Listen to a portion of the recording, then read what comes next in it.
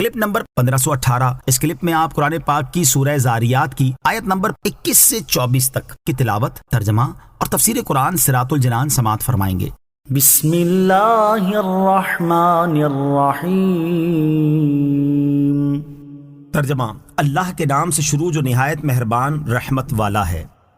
وفی انفسکم افلا تبصرون وفی السماء رزقکم وما توعدون۔ ترجمہ، اور خود تمہاری ذاتوں میں تو کیا تم دیکھتے نہیں، اور آسمان میں تمہارا رزق ہے اور وہ جس کا تم سے وعدہ کیا جاتا ہے۔ وفی انفسکم، اور خود تمہاری ذاتوں میں، یعنی تمہاری پیدائش کے مراحل میں، تمہارے اعضاء کی بناوٹ اور ترتیب میں، تمہارے جسم کے اندرونی نظام میں، پیدائش کے بعد مرحلہ وار تمہارے حالات کے بدلنے میں، تمہاری شکلوں، صورتوں اور زبانوں کے اختلاف میں، تمہاری ذہنی اور جسمانی صلاحیتوں کے مختلف ہونے میں، اور تمہارے ظاہر و باطن میں اللہ تعالیٰ کی قدرت کے ایسے بے شمار عجائبات موجود ہیں جن میں غور و فکر کر کے تم اللہ تعالیٰ کی قدرت کے بارے میں جان سکتے ہو۔ اور جب وہ ان عجیب و غریب چیزوں پر قدرت رکھتا ہے تو اے کافروں، تمہیں مارنے کے بعد دوبارہ زندہ کرنا اس کے لیے کیا مشکل ہے۔ وَفِي السَّمَاءِ رِزْقُكُمْ، اور آسمان میں تمہارا رزق ہے۔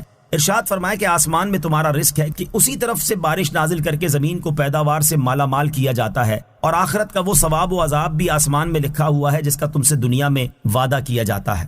فَوَرَبِّ السَّمَاءِ وَالْأَرْضِ إِنَّهُ لَحَقٌّ مِثْلَ مَا أَنَّكُمْ تَنطِقُونَ۔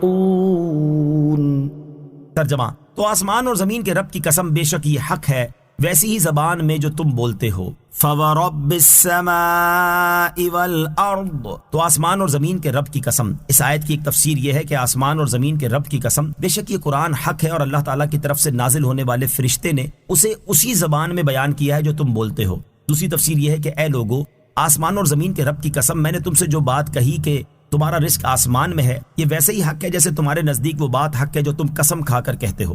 تیسری تفسیر یہ ہے کہ آسمان اور زمین کے رب کی قسم، بے شک تم سے جو آخرت کے ثواب اور عذاب کا وعدہ کیا جا رہا ہے، یہ ویسے ہی حق ہے جیسے تمہارے نزدیک وہ بات حق ہے جو تم قسم کھا کر کہتے ہو۔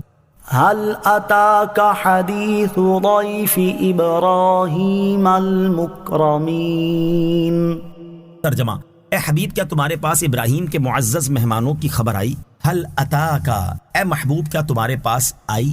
اس آیت سے اللہ تعالیٰ نے اپنے حبیب علیہ الصلوۃ والسلام کے سامنے انبیاء کرام علیہ الصلوۃ والسلام کے واقعات بیان فرمائے تاکہ انبیاء کرام علیہ الصلوۃ والسلام کے واقعات سن کر سید المرسلین صلی اللہ تعالیٰ علیہ وسلم کے مبارک قلب کو تسلی حاصل ہو۔ سب سے پہلے حضرت ابراہیم علیہ الصلوۃ والسلام کا واقعہ اس لیے بیان فرمایا کہ حضرت ابراہیم علیہ الصلوۃ والسلام کے بعد تمام انبیاء کرام علیہ الصلوۃ والسلام آپ کی اولاد میں سے ہی تشریف لائے، اور نبی کریم علیہ الصلوۃ والسلام نے بھی بعض چیزوں میں ان کے طریقے کو اختیار فرمایا، اور اس واقعے کو بیان کرنے سے مقصود حضور اقدس علیہ الصلوۃ والسلام کی قوم کو اللہ تعالیٰ کے عذاب سے ڈرانا بھی ہے۔ اس آیت کا خلاصہ یہ ہے کہ اے پیارے حبیب علیہ الصلوۃ والسلام، کہ آپ کے پاس ان فرشتوں کی خبر آئی جو حضرت ابراہیم علیہ الصلوۃ والسلام کی خدمت میں معزز مہمان بن کر حاضر ہوئے تھے۔ ان فرشتوں کی تعداد 10 یا 12 تھی، اور ان میں حضرت جبریل علیہ الصلوۃ والسلام بھی شامل تھے۔